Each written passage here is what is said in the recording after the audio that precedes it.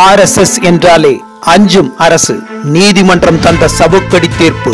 நிலைகுலைந்து போன திமுக தரப்பு. விஜயதசமியை ஒட்டி வரும் 6ஆம் தேதி தமிழகம் முழுவதும் 58 இடங்களில் RSS சார்பில் அணிவகுப்பு மற்றும் பொதுக்கூட்டம் நடத்த திட்டமிடப்பட்டது. இதற்கு அனுமதி அளிக்க கோரி அந்தந்த மாவட்ட RSS பிரமுகர்கள் சார்பில் போலீசாருக்கு விண்ணப்பம் அளிக்கப்பட்டது. எந்த நடவடிக்கையும் இல்லாததால் உயர்நீதிமன்றத்தில் RSS தரப்பு வழக்கு தொடர்ந்தது. இம்மனுக்கள் நீதிபதி ஜெயச்சந்திரன் முன் விசாரணைக்கு வந்தன. போலீஸ் தரப்பில் ஆஜரான வழக்கறிஞர் முகிலன் ஊர்வலத்துக்கு 42 இடங்களில் அனுமதி அளிக்கப்பட்டுள்ளது, 16 இடங்களில் நிராகரிக்கப்பட்டுள்ளது என்றார். ஒரு மாவட்டத்தில் ஒன்றுக்கும் மேற்பட்ட இடங்களில் பாதுகாப்பு வழங்குவதில் சிக்கல் உள்ளது, அதுபோன்ற இடங்களில் நிராகரிக்கப்பட்டுள்ளது என காவல்துறை சார்பான தனது வாதத்தை முன்வைத்தார். மனுதாரர்கள் தரப்பில் ஆஜரான வழக்கறிஞர்கள் நேர கட்டுப்பாடு உள்ளிட்ட புதிய கட்டுப்பாடுகளை போலீசார் விதித்துள்ளனர். அரசும் போலீசும் கண்ணாமூச்சி ஆடுகின்றனர் என்று தங்கள் தரப்பு வாதத்தை முன்வைத்தனர். இதையடுத்து நீதிமன்றத்தின் பொறுமையை சோதிக்க வேண்டாம் என்று எச்சரித்த நீதிபதி ஏற்றுக்கொள்ள முடியாத காரணங்களை கூறி அனுமதி மறுக்கப்பட்டுள்ளதாக தெரிவித்தார்.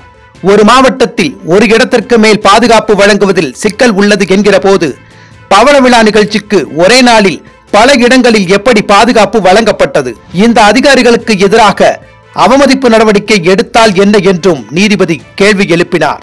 இந்த வழக்கை விசாரித்த நீதிபதி ஜெயச்சந்திரன் RSS ஊர்வலத்துக்கு அனுமதி வழங்குவது குறித்து தமிழ்நாடு டிஜிபி கொடுத்த நிபந்தனைகளை ஏற்றுக்கொண்டு கடந்த ஜனவரி 5ஆம் தேதி இந்த ஹைகோர்ட் உத்தரவிட்டது.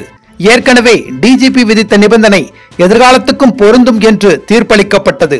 அப்படி இருக்கும் போது இந்த நீதிமன்றத்தின் பொறுமையை சோதிக்க கூடாது என்று கருத்து தெரிவித்தார். ஒரு குறிப்பிட்ட மதத்தினர் வாழும் பகுதி எதிர்கொள்கை நிலைப்பாடு கொண்ட மக்கள் வாழும் பகுதி என்று கூறி RSS ஊர்வலத்துக்கு அனுமதி வழங்க மறுக்கப்படக்கூடாது. பொதுச்சாலை என்பது பொதுமக்களுக்குத்தான், தனிநபர்களுக்கு மட்டும் சொந்தம் இல்லை.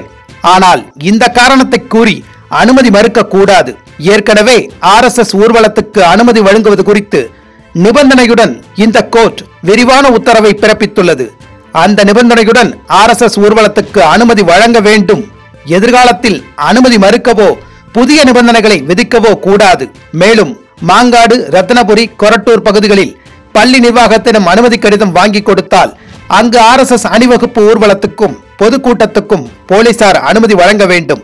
சாயர்புரத்தில் வருகிற 20ஆம் தேதி ஊர்வலம் செல்ல முடிவு செய்துள்ளதால் அன்று அனுமதி வழங்க வேண்டும். கடந்த ஆண்டு சேலையூரில் ஊர்வலம் நடத்தவில்லை, அதனால் கடந்த ஆண்டு ஊர்வலம் நடந்த இடமான சிட்லப்பாக்கத்தில் அனுமதி கேட்டால் அவர்களுக்கு போலீசார் அனுமதி வழங்க வேண்டும். மேடவாக்கத்தில் மாற்று வழியில் ஊர்வலம் நடத்த அனுமதிக்க வேண்டும் என்றும் நீதிபதி உத்தரவிட்டார். முறையற்ற காரணங்களை கூறி எத்தனை தடவை RSS பேரணியை தடுக்க தமிழக அரசும் காவல்துறையும் முயற்சி செய்தாலும் கடைசியாக நீதிமன்றம் வாயிலாக பேரணி நடத்துவதற்கான அனுமதியை பெற்றுள்ளது RSS. இது தமிழக அரசிற்கு நீதிமன்றம் தந்த சவுக்கடி என RSS ஆதரவாளர்கள் பலரும் கருத்து தெரிவித்து வருகின்றனர்.